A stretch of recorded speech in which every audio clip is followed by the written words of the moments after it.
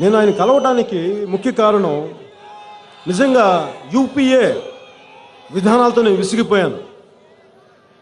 కనీసం భారతీయ జనతా పార్టీ ఎప్పుడో కాకినాడలో మేము ప్రత్యేక ఆంధ్ర, ప్రత్యేక తెలంగాణ మేము కట్టుబడి అట్లీస్ట్ వాళ్ళు చెప్పారు.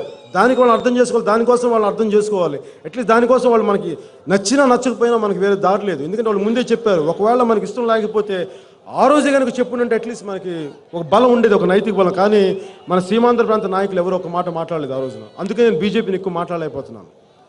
అలాగే ఆ రోజు అలా నిర్ణయాలు తీసుకున్నప్పుడు నాకేమనిపించిందంటే, కొంతకాల క్రితం పార్లమెంట్లో మన భారతదేశ పార్లమెంట్ మీద కొంతమంది పాకిస్తాన్ నుంచి వచ్చిన ఉగ్రవాదులు దాడి చేశారు. ఎలా దాడి చేశారంటే మొత్తం మన పార్లమెంట్ సభ్యులందరూ లోపలికి వెళ్ళిపోయి కూర్చున్నారు. మరి వాళ్ళు లోపల ఎలా ఉన్నారు నేను ఊహించుకోలేను, కానీ డెఫినెట్గా భయపడి ఉంటారు నేను అనుకుంటున్నాను. ఆ తర్వాత మీరందరూ గుర్తు తెచ్చుకోండి, అలాంటి ఉగ్రవాదులు సాక్షాత్ పార్లమెంట్ మీదే దాడి చేసినప్పుడు ఏ ఒక్క నాయకుడన్నా మాటలు మనకు గుర్తున్నాయా? బలంగా ఖండించగలిగారా? బలంగా ఎదురు మాట్లాడగలిగారా? పాకిస్తాన్ని కడగలిగారా? వీళ్ళకి దమ్ము లేవు, ధైర్యం లేవు. అందుకని వీళ్ళు అడగలేరు, మాట్లాడలేరు. ఎందుకంటే వీళ్ళు వ్యాపారస్తులు తప్ప. వీళ్ళకి దమ్ము లేదు, ధైర్యం లేదు.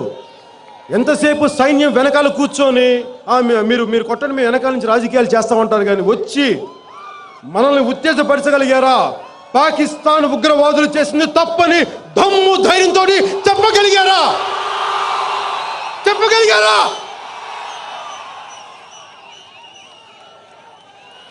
మనం ఉగ్రవాదుల గురించి మాట్లాడాలంటే భయం మనకి. దేనికి? బాంబులు పెట్టి పేల్చేస్తారు, ఈ సభా ప్రాంగణం పేల్చేస్తారని భయం. సరే, నేను మాట్లాడను. నేను టీ తాగడానికి వెళ్తాను, చాట్ బండారికి వెళ్తాను. మరి అక్కడ పేల్చి చంపేస్తున్నారే నన్ను?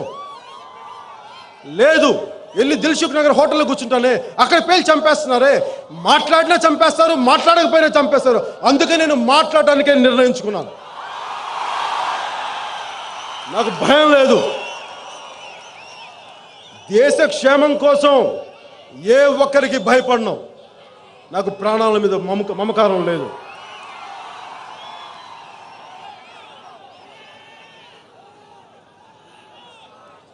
మన దేశానికి కావాల్సింది ఒక నిజాన్ని ఖచ్చితంగా మాట్లాడగలిగే నాయకుడు కావాలి. మన గత కొన్ని సంవత్సరాలుగా ఎవరున్నారు మనకి? మన దేశ ప్రధానమంత్రులుగా బలంగా మాట్లాడగలిగి మనల్ని ఉత్తేజపరచగలిగే నాయకులు ఎవరున్నారు? ఉన్నారా? ఎవరున్నా? నాకు అలాంటి నాయకత్వ లక్షణాలు, దేశాన్ని ముందుకు నడిపించగలిగే లక్షణాలు నాకు నరేంద్ర మోడీలో గారు కనిపించినాయి. అందుకు నేను ఆయన కలిశాను. ఆయన భారతీయ జనతా పార్టీ అయి ఉండొచ్చు, ఇంకో పార్టీ అయి ఉండొచ్చు, ఏ పార్టీ అయి ఉండొచ్చు, నాకు సంబంధం లేదు. కానీ నేను వ్యక్తిగతంగా ఆయన కలవడానికి కారణం ఆయన బలంగా మాట్లాడగలను, ఆయనకు భయాలు లేవు. అందుకే నేను ఆయన కలిశాను. నేను ఒకటే అడిగాను, నిజానికి రాష్ట్రం విడిపోయినప్పుడు నిజంగా నిర్భయంగా మాట్లాడింది, సరిగ్గా మాట్లాడింది ఒక నరేంద్ర మోడీ గారే. ఆయన ఏం మాట్లాడారు? ఒక తల్లిలా బిడ్డను వేరు చేయగలదా? నాకు ఆ మాటలు నచ్చి నేను ఆయనకి, ఎందుకంటే రేపు పొద్దున ఆయన ప్రధానమంత్రి అయితే ఏదైనా మనకి ఇంతమంది యువతకి ఉద్యోగాలు కావాలన్నా, ఏదైనా కావాలన్నా ఒక మాట్లాడటానికి మన రాజకీయ నాయకులు మాట్లాడితే, సార్ మాకు ఒక మంచి కాంట్రాక్ట్ ఇవ్వండి సార్, మేము పట్టించుకోము మిమ్మల్ని, మీరు ఏదైనా చేసేయండి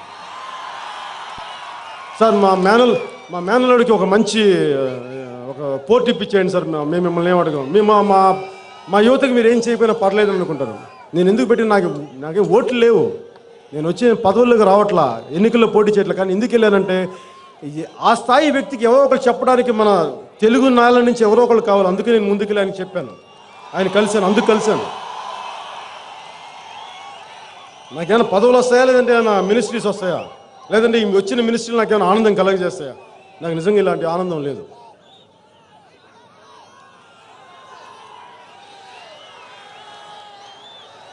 ఈ సభాముఖంగా I want to communicate to the nation. Dear Shri Narendra Modi ji, sir, I believe in your defining and definitive leadership. I would like to see you, and we would like to see you as a Prime Minister of Bharat Desh.